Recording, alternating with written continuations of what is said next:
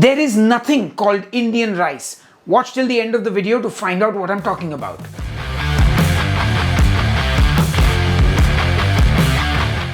Horns up and welcome to Headbangers Kitchen, folks. Let me first address the elephant in the room that there is nothing called Indian rice. Yes, my friends, there are many varieties of rice all across India. Short grain, long grain, you name it, it's all there. Red rice, black rice, brown rice, white rice, we got it all.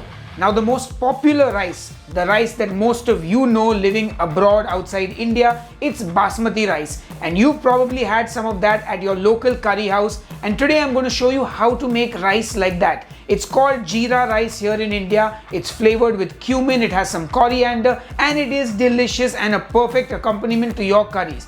Anyway, enough jibber jabber, let's get cooking. For this recipe, you want some high quality long grain Indian Basmati rice. There are multiple brands that are good and you can buy whatever is available where you live. I'll leave a few links in the video description box of the brands I recommend. For this video, I'm using 150 grams of rice, but I'll have the cup measures up on headbangerskitchen.com. We're also using the 2:1 ratio, which is 1 part rice to 2 parts water. But first we have to wash our rice a couple of times under running water, and then you want to let it soak for about 30 minutes before cooking it.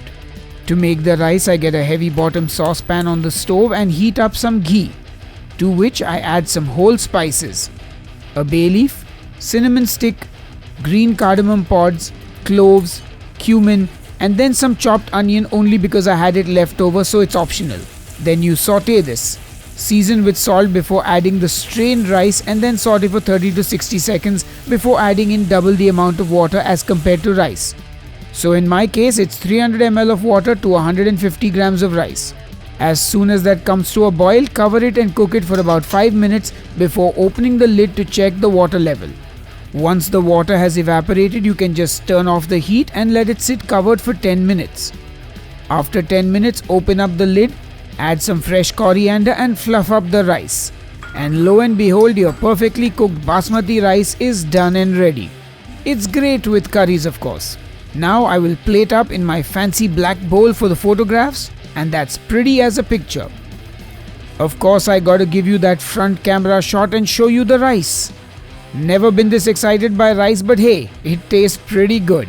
Anyway, enough jibber jabber, this recipe is done. Alright folks, the rice is ready, but of course, there's no fun in eating rice on its own, so you need a curry to go with this rice. So click here on the I button and check out my new series called Meat India, where I've shown you how to make some epic curries with meat and seafood that will go perfectly with this rice. So click that I button and check it out. Meanwhile, I'm gonna go, and I hope you will make this rice and let me know how it turns out, and I'll see you on the next episode of Headbangers Kitchen. Until then, cheers and keep cooking. Hey folks, let me know in the comments what are you going to eat your rice with.